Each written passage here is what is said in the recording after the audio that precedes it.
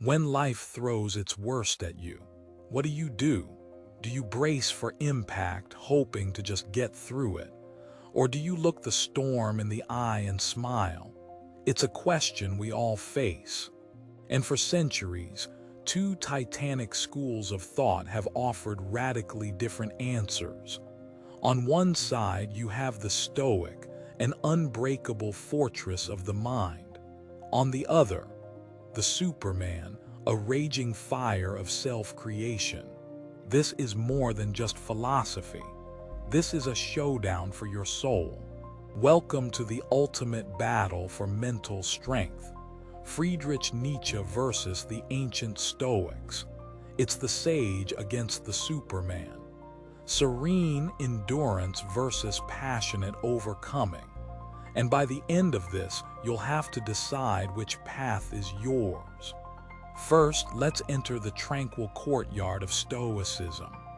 Picture Marcus Aurelius, the Roman emperor, writing in his tent amidst war and plague. His philosophy was a tool for survival, a shield against the chaos of the world. The core idea of Stoicism is deceptively simple. You cannot control what happens to you. You can only control how you respond. That's it. That is the secret to inner peace. Your boss yelling, the traffic jam, the bad news, all external, all beyond your control. The Stoics taught that suffering doesn't come from the event itself, but from our judgment about the event. The goal is to achieve apatheia. Now, this doesn't mean apathy like you don't care. Not at all. It means a state of tranquility, a mind unshaken by fear, desire, or anger. Their guiding principle was to live in accordance with nature. This means accepting the natural, logical order of the universe. Things happen, people get sick, empires fall. To fight this is to suffer. To accept it is to find freedom. So the ideal Stoic is a sage, a mental fortress, calm, rational, and virtuous regardless of the external storm. They bend like a reed in the wind, but they never, ever break. It's a powerful vision of resilience. But then, a challenger appears. Now let's leave the calm courtyard and step into the chaotic, vibrant world of Friedrich Nietzsche. If Stoicism is a shield, Nietzsche is a hammer. He wasn't interested in just enduring life. He wanted to devour it. Nietzsche looked at the Stoics' calm indifference and saw not strength but a quiet surrender, a life lived on the defensive. He proposed a radical alternative. Don't just endure hardship. Embrace it. Love it. Use it as fuel. At the heart of his philosophy is the will to power. This isn't about dominating others. It's the fundamental drive within every living thing to become more, to overcome obstacles, to expand its own strength, and to express its full potential. And his most radical tool for this is Amor Fati, the love of one's fate. This is not passive acceptance. It's an enthusiastic, passionate embrace of everything that has ever happened to you, good and bad. To wish for nothing to be different. Why? Because every struggle, every failure, every moment of pain was a necessary ingredient in forging who you are today. To remove one piece would be to unravel your entire being. So you must love it all. Nietzsche's ideal isn't the sage, it's the Übermensch or overman. This is the individual who has overcome themselves, rejected old herd morality, and creates their own values. They don't seek peace, they seek growth. They dance and laugh in the face of life's absurdity. So we have our two contenders, the Stoic sage, a pillar of serene strength, and the Nietzschean Übermensch, a dynamic force of creative power. Now, let the philosophical showdown begin. Round 1. Suffering. The Stoic sees suffering as an opportunity to practice virtue. When faced with pain or loss, they retreat into their inner citadel, their rational mind. They remind themselves that the pain is just a judgment, an impression, not the thing itself. Their goal is to remain undisturbed, to pass the test with logic and self-control. It's about building a high enough wall so that the arrows of misfortune can't reach you. A noble goal, right? To be untouchable. But then Nietzsche enters the ring and scoffs. Walls, untouchable. He says that's not strength, that's weakness. He famously declared, "What does not kill me makes me stronger." He sees suffering not as a test to be endured, but as the very chisel that sculpts a great soul. For Nietzsche, the goal isn't to avoid the arrows. It's to pluck them out of your own skin and build something magnificent with them. He would argue that the highest states of being are only accessible to those who have suffered deeply. So the Stoic seeks peace from suffering. Nietzsche, on the other hand, argues that true power is forged in the very heart of suffering. It's the difference between weathering the storm and becoming the storm. A clear clash. Now for round 2, fate and control. The Stoics' masterpiece is the dichotomy of control. They draw a hard line in the sand. On one side, everything you can't control, other people, the weather, your health. On the other, everything you can, your thoughts, your judgments, your actions. Their freedom comes from focusing entirely on their side of the line and accepting the other with grace. This is living in accordance with nature. It's a profound release of anxiety. You stop fighting unwinnable battles. Nietzsche, however, looks at that line in the sand and asks, why draw a line at all? His Amor Fati is a far more radical proposition.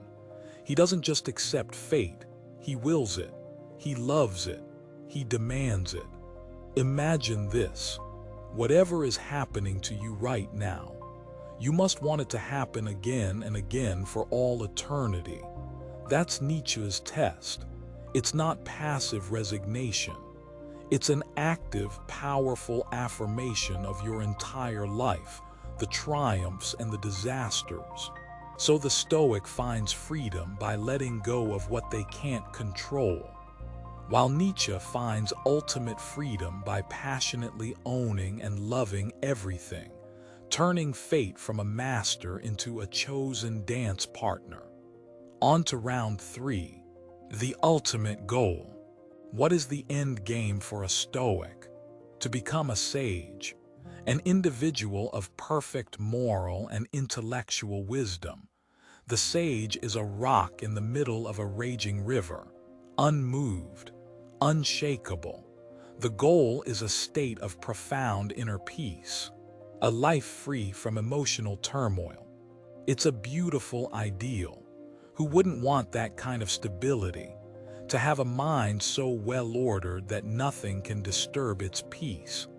Stoicism offers you a blueprint for an impregnable fortress, a safe harbor.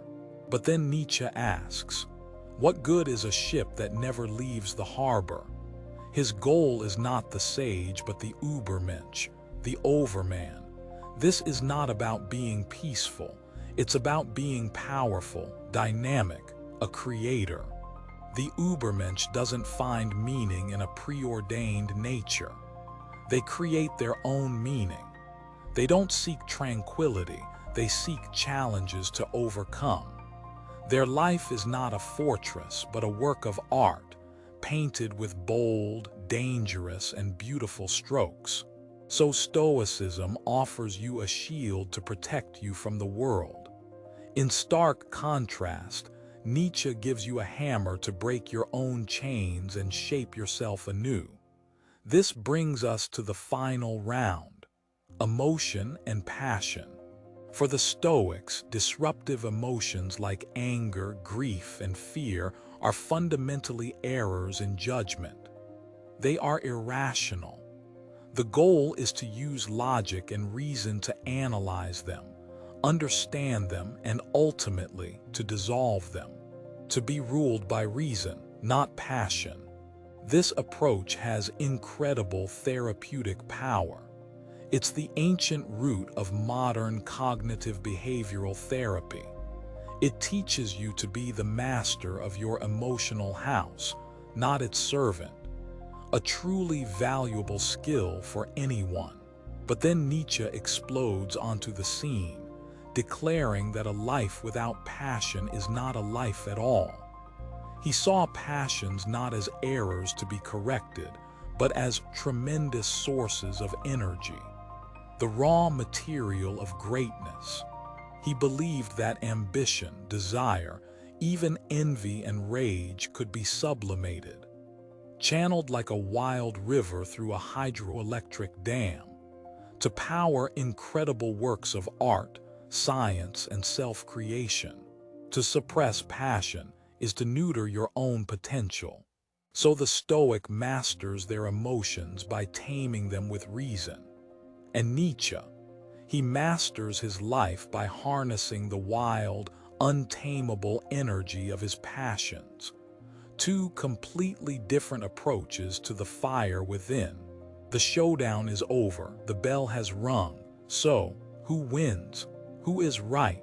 The truth is, that's the wrong question. The right question is, which philosophy do you need right now in this season of your life? Are you feeling overwhelmed by chaos, anxiety, and uncertainty? Is your mind constantly racing, tormented by things you can't control? Perhaps what you need is the Stoic shield. You need to build your inner citadel. Stoicism gives you practical tools: the dichotomy of control, negative visualization. It provides a foundation of stability from which you can face the world with calm resilience. It's the essential first aid for a troubled mind. It gives you peace. But what if you already have peace? What if your life is stable, safe, and a little boring? Do you feel a sense of stagnation, a yearning for something more than just, not suffering? Do you crave greatness? Then perhaps it's time to pick up the Nietzschean hammer. He is the call to adventure. He pushes you to take risks, to embrace your deepest desires, to face your greatest fears not with endurance, but with joy. He asks you not just to live, but to thrive. Maybe the truest path to mental strength isn't a choice between them, but a synthesis of both. Perhaps we need the Stoic shield to handle the daily barrage of negativity and setbacks, to build a foundation of mental resilience. And then, standing on that stable ground, we can use Nietzsche's hammer to smash our limitations, to pursue great ambitions, and to sculpt a life that is a true work of art. The shield and the hammer, the sage and the Superman, living within the same person. In the end, the Stoic asks you to become an unbreakable fortress, finding strength in serene endurance against the world. The Nietzschean demands you become a force of nature yourself, finding strength by passionately embracing and overcoming the world. So which are you? Are you building a fortress to weather the storm? Or are you learning to dance in the destructive, beautiful, life-giving rain? Are you a Stoic sage or a Nietzschean Übermensch? The choice defines not just how you face hardship, but who you become because of it. And it all starts with that one question. When life throws its worst at you, what do you do?